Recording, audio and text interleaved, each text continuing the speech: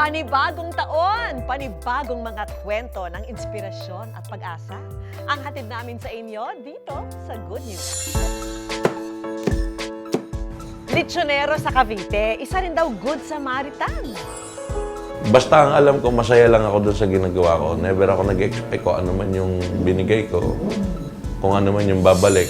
Ibahin niyo raw itong si Christine ng Davao Oriental. Isinantabi ang mga pansariling luho para ang unang mabili sa pinaghirapang kita, refrigerator. Pinag-ipunan ko po siya ng ilang buwan para mabili ko po siya in cash.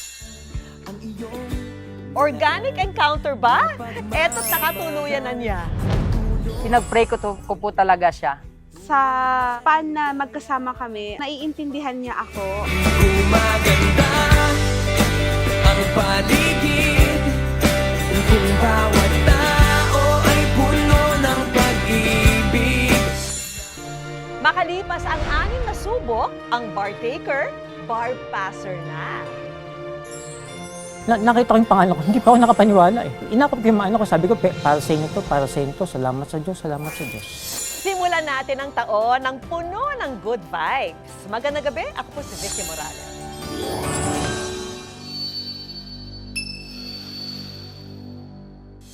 Kilala raw si John sa Cavite, hindi lang dahil sa pagiging lechonero, kundi dahil na rin sa kabutihan ng kanyang loob. Hindi pa tapos ang handaan, mga kapuso. Bagong taon, bagong kainan na naman. Hindi lang tiyan ang mabubusog, pati rin ang inyong mga puso. Dito sa Cavite City, nakilala namin ang sikat na lechonero na ang hilig tumulong sa kapwa. Ayan na, pamatko ko na sa iyo ka. Pero akalain mo ba na ang lechonero / Good Samaritan na ito, na dinadagsa ng kanyang mga parokyano, minsan daw nalulung sa sugal? Ma-inspire sa kanyang kwento. Crunchy, juicy, at malinamnam. Ganyan daw kasarap ang lechong itinitinda ng lechonerong si Rafael. Ang paraan daw kasi ng pagluluto nito, kakaiba. Instead kasi na sa ulingan lutuin, sa malaking oven ito niluluto. Ang kagandahan dito, sir, once na mailagay mo yung baboy, wala ka nang gagawin. Iintayin mo na lang yung tamang oras niya, kontrolin na lang natin yung temperatura. Pero alam nyo ba na hindi raw instant ang pag-asenso sa buhay ni Rafael? Nagtitinda raw ng pruta sa palengke noon ang kanyang mga magulang. At madalas, hindi sapat ang kanilang kita para sa gastusin ng pamilya. Yung childhood ko, nakatira kami dun sa one of the depressed area dito sa Cavite, yung Bagong Po. So doon ako nagbinata, doon lumaki. Dahil sa hirap na naranasan, si Rafael nagsumikap para maiahon ang pamilya. Sa tulong ng kanyang tiyahin na nasa ibang bansa, nabigyan siya ng pagkakataong makapag-aral sa kolehiyo sa kursong criminology. Siyempre nangarap din ako na sana dumating yung time na makapagtapos. Pero hindi pa rin naging madali ang kanyang paglalakbay. Nagkapamilya habang nag-aaral na siyang naging dahilan para pansamantalang matigil. Ang dapat sana'y 4 na taon sa kolehiyo, natapos niya ng 8 taon. Nahuli man daw, si Rafael naging ganap pa rin na pulis. 9 na taon na nga siyang nagseserbisyo sa kanilang lugar. Pero paano naman kaya siya napunta sa pagiging lechonero? Actually, yung pag-lechonero ko, hindi naman totally hands-on. Active pa rin ako sa police service. Yun, yung pagpupulis ko, pagka walang pasok, yung paglilechon naman yung inaasikaso natin. Nagsimula lang daw si Rafael sa made to order noong 2019 hanggang unti-unti itong nakilala ng mga tao. Pero bago pa man daw sila magkaroon ng big break, dumating ang pandemya. Kaya ang lechonan nagsara. Ito nga raw ang nag-udyok kay Rafael para unti-unting malulong sa sugal. Na-divert yung attention ko from business to gambling. Doon na nagka-problema, doon na nagsimula lahat. Nang malubog sa utang, Tila dito na raw nauntog si Rafael at napagtanto ang masamang epekto ng kanyang bisyo. Maraming beses ko kasi na-encounter yung, na-experience yung rejection na yan. And yun yung isa sa ayaw kong mangyari sa ibang tao. Para makabangon, muling binuksan ni Rafael ang litsunan noong 2023. Sa lechon, nagsimula ako walang puhunan. May isang tao na nag-order sa akin. Ang ginamit ko na puhunan, yung down payment niya. Tapos from there, nagdara-diretso na. Dito na raw nagsimulang umingay ang kanyang negosyo. Yung lechonan ko, nakilala siya through social media. Kasi nga, sabi ko, gagamitin ko yung social media para ma-introduce yung product. 7 ng umaga, tayo na natin kay Abisito. Ito nga pala si Pulichon, ang pulis na lechonero. Ito nga pala ang ganap ng buhay ko. Pero bukod sa masarap na lechon, Ito pang masahin yung pawis. Pagkatapos nyo kumain, mag-ingat kayo ha. mas nakilala raw si Rafael sa kanilang lugar bilang Good Samaritan na tumutulong sa mga nangangailangan. Ang bilhin yung gamot.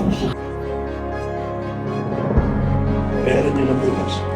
Pero wala na kaisipin. Isa sa mga natulungan ni Rafael, si Nanay Maya, caretaker sa Himlayan Caviteño. Ang kinikita raw niya, depende sa dalaw ng kanyang hawak na puntod. Napakahirap na yun. Kung hindi ako tutulong.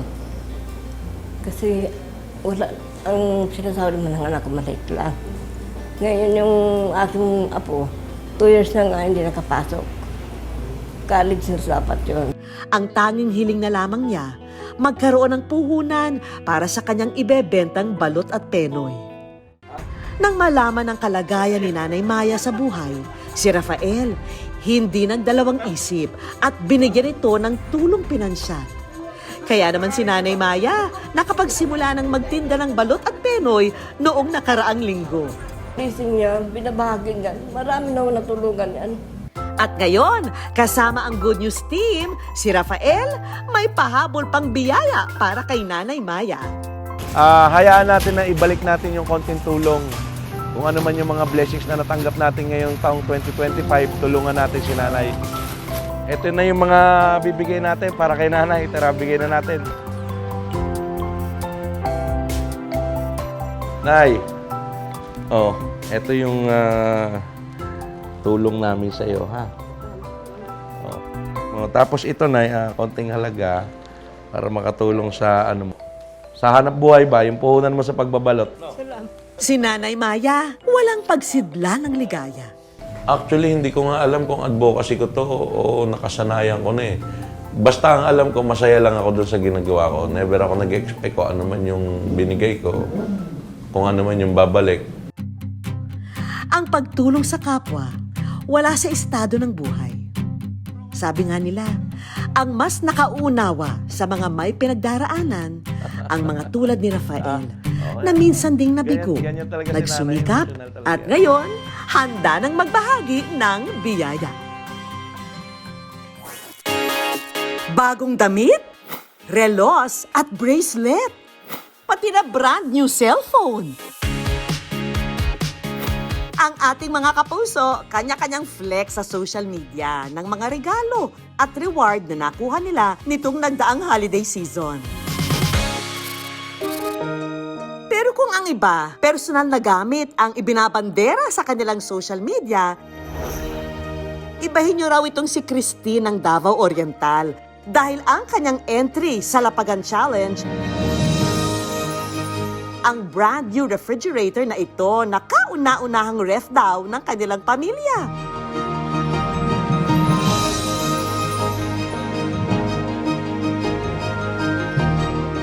Naisipan ko lang pong bumili ng ref kasi para kapag meron pong mga tirang pagkain, hindi na po namin kailangan pumunta pa sa kapitbahay para makilagay ng pagkain. Isa lang daw kasi ang pinakamimit-himit-hi ng pamilya, ang magkaroon ng sariling refrigerator. Kahit daw kasi ang kanyang mga magulang, ni hindi raw nakabili noon ng refrigerator. Dili gid siya kayo i-priority pero okay gyud na kay ref. Ni sa hinagap daw, hindi na umaasa pa si Nanay Gina Lynn na makapagpupundar pa sila ng refrigerator. Lalo na't ang kanilang kinikita sa pagsasaka, madalas kulang pa sa sapat para sa 7 miyembro ng pamilya. Sa paningkamot, sa pagpanguma, pagbuhi og mga manok, baboy, para matustusan ang ilang mga panginahanglan labi na gid sa pag-eskwela karon nga panahon. Sina Christine, lumaki raw na palagi lang nakikilagay kung may tirang pagkain sa refrigerator ng kanilang mga kapitbahay. Minsan po nakakahiya kasi lalo na pa balik-balik po kami pumupunta doon para makilagay ng pagkain.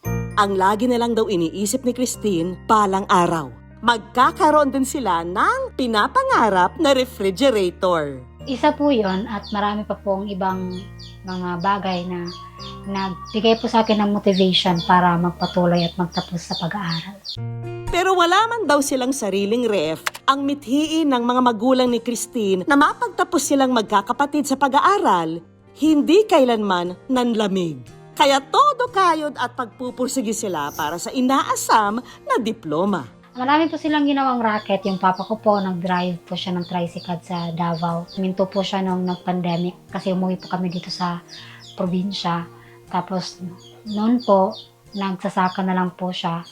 Dahil na rin sa pinagsanib na sipag at tiyaga ng kanyang mga magulang, itong si Christine, sa wakas, nakapagtapos na rin sa kolehiyo sa kursong education. At ang dagdag na good news, abay, pasado rin daw siya agad nang kumuha ng licensure examination for teachers. Pasalamat yun mi sa Ginoo kay gitagaan yun mi og giya sa pag-atiman sa mga bata luyo sa kalisod. Pero nakabot ginamo ang gusto nga makahumanggi siya og college. Todo raw ang pasasalamat doon ni Christine sa kanyang mga magulang. Kaya ang dalaga agad daw naghanap ng trabaho para makapag-ipon. After ko pong mag-review, nag-apply po agad ako bilang call center agent. And then this year lang po akong huminto para mag-apply po sa DepEd. Ang pangarap na refrigerator, hindi pa rin daw nawawaglit sa isip ni Christine. Kaya nang matanggap sa pangarap na departamento, sinikap niyang mag-ipon. Isinantabi ang mga pansariling luho para ang unang mabili sa pinaghirapang kita, refrigerator. Pinag-ipunan ko po siya ng ilang buwan para mabili ko po siya in cash. Ang mga magulang naman ni Christine, walang pagsidla ng tuwa habang ina-unbox ang kanilang kauna-unahang brand new refrigerator. Dako, ginawang pasalamat sa Labaw Makagahong kay naanagyod siya na project nga ref para sa mga niluto, dili na gyud siya mapanos. Masaya sila kasi mayroon na kaming naipundar na gamit, mayroon na kaming ref at hindi na namin kailangan makilagay sa ref ng kapitbahay namin. Dahil bagong taon at bago ang refrigerator, hindi papayag ang good news na wala itong bonggang laman. Ay, salamat, sir! Kaya ang aming team, may grocery package na handog para sa Tugbok family. Salamat kayo! Ang kwento ni Christine at ng kanyang pangarap, tulad din ng kanilang brand new refrigerator. Mahirap man at matagal na hinintay, darating at darating pa rin. Patunay na sa bawat pasok ng taon, nagbubukas din ang pinto para sa mga bagong biyaya at pagkakataon. Organic encounter din ba ang hanap mo? May nanalo na! Tour guide lang niya noon, forever na niya ngayon. Isa ka ba sa mga nagmamanifest ng organic encounter? Yun bang makilala ang iyong the one, the organic way? No dating apps, no blind dates, natural connection lang. Pwes, may sumakses na raw dito. Mula sa pagvi-video lang ng trending holding hands content ng isang turista at tour guide, aba, nagkatuluyan!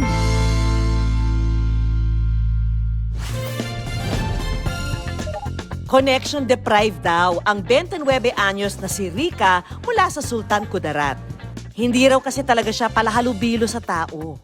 Bali, work from home po ako. Wala akong interaction with other people. Halos every weekend ay lumalabas ako. Yung nagjo-joiner po ako sa mga travels. Minsan na rin daw kasi siyang na-heartbroken. Fail ang nakadate sa dating app. At hindi rin sumakses sa LDR o long-distance relationship.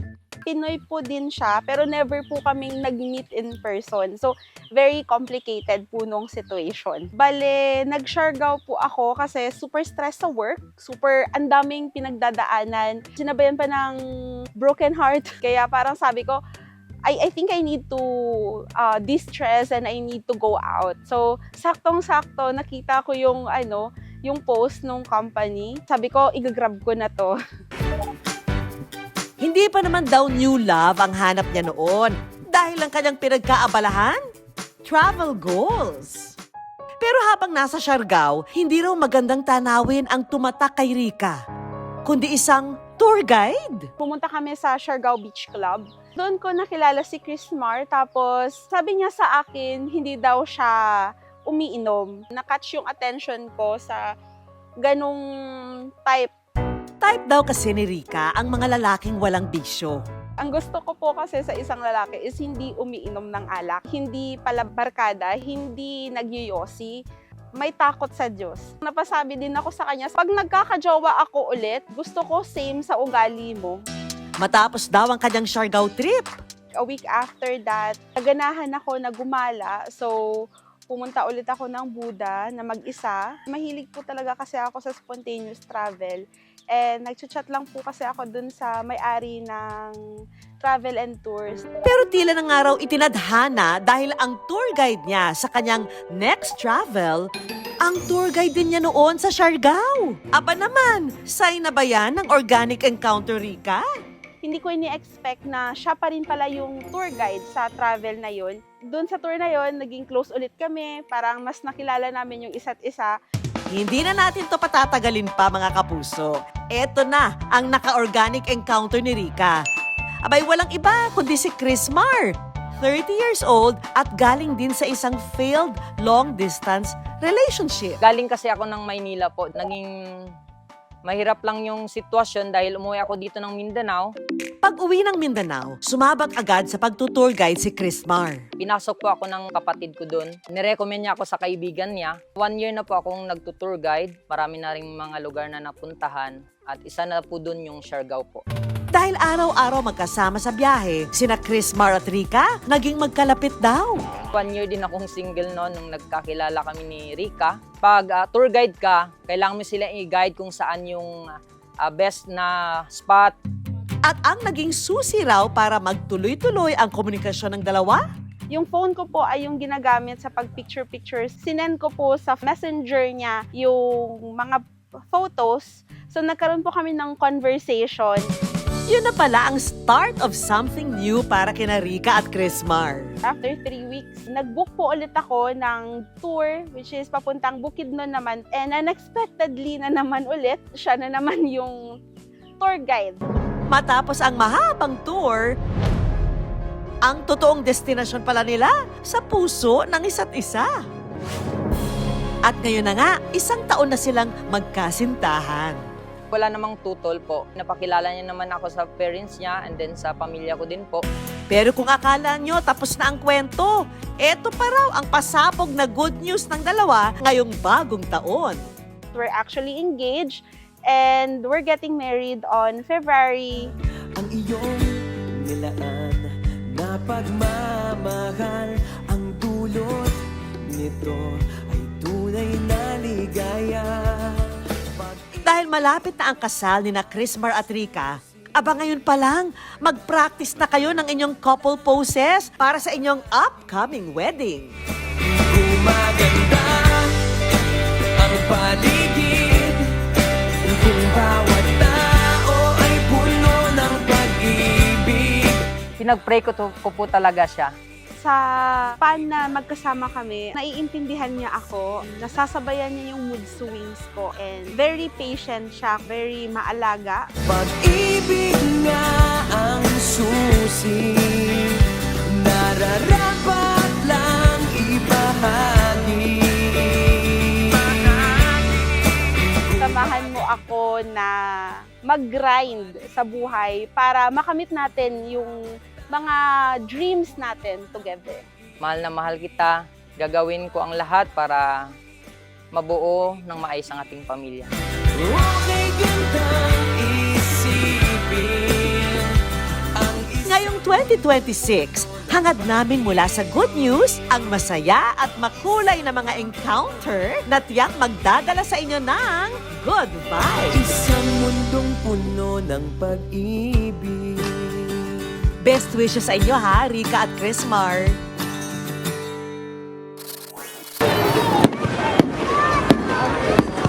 New Year, new goals mga kapuso. At kasabay ng pagsalubong sa bagong taon, dumarating din ang panibagong pag-asa na mas mapalapit tayo sa ating mga pangarap. Tulad na lamang ng lalaking ito na 20 taong nagpursige para sa inaasam niyang propesyon, ang pagiging abogado. Alamin ang kanyang kwento. Ngayong lumabas na ang resulta ng bar exams, may isang can relate dyan. Ang 58 anyos na bar taker na matapos ang 6 na subok, isa na ngayong abogado. And since the final day of the bar, Ang mga bagong abogado sa kakaanunsyo lang na resulta ng bar exams na puno ng sigawan, iyakan, at di matatawarang pasasalamat.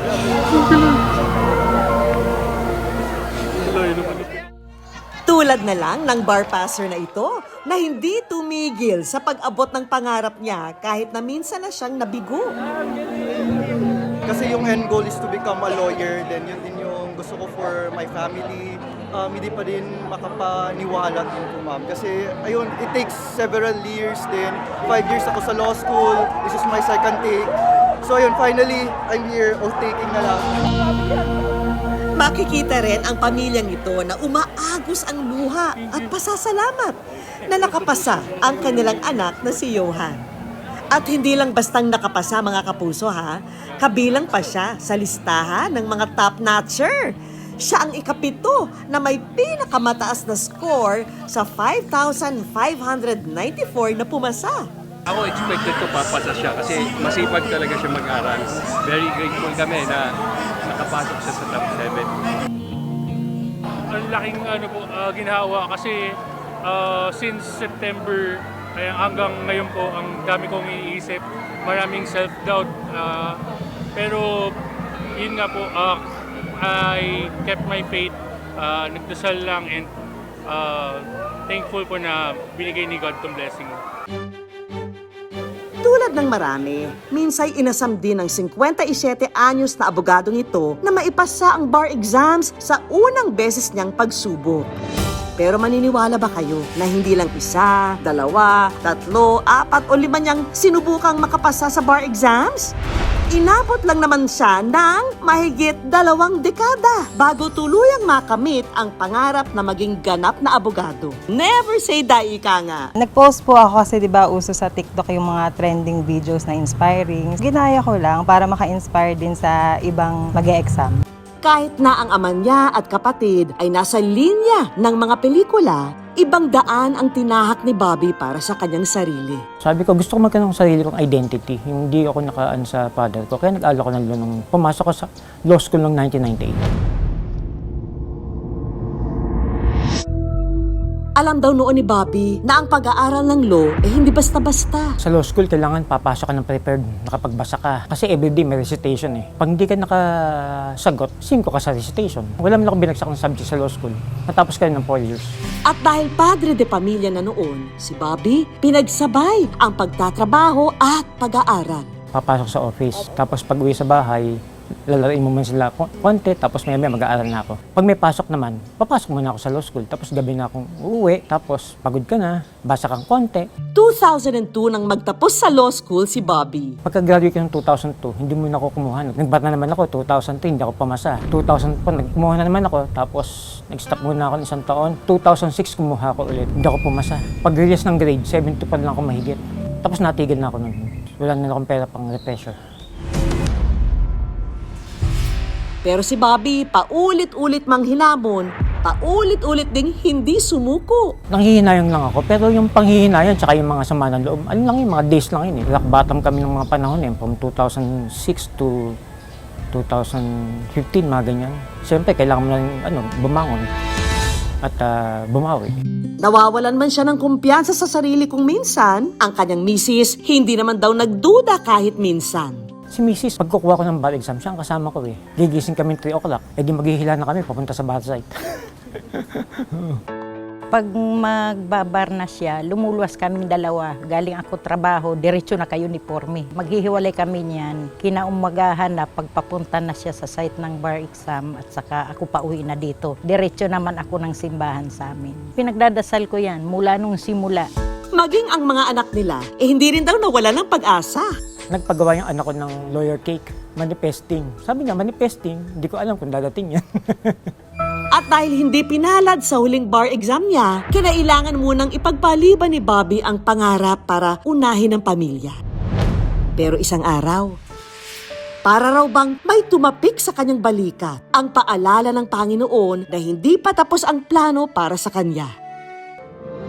Hanggang sa mga ibang bansa ang anak na si Kathleen at binigyan siya nito ng pera para muling makapag-refresher course. Kasi sayang naman kung hindi niya tatapusin. Kasi doon nakagraduate naman na siya long ago. Parang bar exam na lang naman yung kulang. At sa ika-6 na pagkakataon, si Bobby muling napasabak sa bar exams. 2 weeks before the bar exam, naglib ako. Nung nakaupo ko sa bar exam, sabi ko ibubuhos ko na talaga. Wala akong pakialam kung bumagsak ako o hindi. At sa ika-6 na pagkakataon, kabado ako buong araw. Kasi dapat daw 10 o'clock ang release eh. Inabot pa ng mga 2 o'clock. pero sabi nga nila, it's better late than never. Dahil sa wakas, ang pinakahihintay na moment ni Bobby, dumating na! Hawak ng ganyang iPad. Nakita ko yung pangalan ko, hindi pa ako nakapaniwala eh. Inakap ko yung mga ko, sabi ko, para sa inyo to, para sa inyo to, salamat sa Diyos, salamat sa Diyos. Sisisigaw sila. Parang nabunta ka ng tinik. Finally. Sobrang happy talaga na talagang answered prayer after 20 years. Sobrang proud ako sa'yo. Hindi man tayo ganun yaman. Sobrang pinagpapasalamat ko na kayo yung naging tatay ko. At pagkapasa na nga niya sa bar, hindi na siya nagpatumpik-tumpik pa at agad ding naghanap ng trabaho. Dapat maging resilient tayo sa ating buhay, huwag tayong susuko sa pangarap. I-apply ako ng trabaho sa government kasi matanda na ako. Natanggap ako sa CDA. At mula 2022, naging legal officer na siya ng Cooperative Development Authority, NCR. First day ko na ma-assign dito sa legal section, actually I was a little bit worried talaga. But si attorney, sobrang patient niya sa pagtuturo talaga sa akin. Lagi siyang nagbibigay ng encouraging words and motivation. I'm just grateful na siya yung pinakaunang boss ko. Ang daan tungo sa pangarap, hindi palaging patag at diretsyo. Minsan may paliko o kaya'y paku-bako. Pero basta't hindi susuko, mararating mo rin ang destinasyong nakatakda para sa'yo. Operation Kabutihan pa rin tayo sa ating Good News Movement. Ready na ba ang mga kamera nyo? Abangan ang mga mabubuting gawa sa paligid. Kapag may nangailangan, tulungan. Kapag may nasaksiyang kabutihan, kuhanan. I-video ang marerecord nyong good deeds at isend sa aming Facebook page o itag ang aming account. At baka kayo na ang aming mapasalamatan at ma-feature sa Good News. Siyempre, gusto rin namin kilalanin ang mga gumagawa ng kabutihan sa araw-araw. At baka ang video na nyo ang aming ipalabas sa susunod na Sabado. Dahil basta pagtulong sa kapwa, #pang-Good-News yan. Hatid namin sa inyo ang mga kwentong kapupulutan nyo ng pag-asa. Hanggang sa susunod na Sabado, ako po si Vicky Morales. At tandaan, basta puso, inspirasyon at good vibes, siguradong good news yan.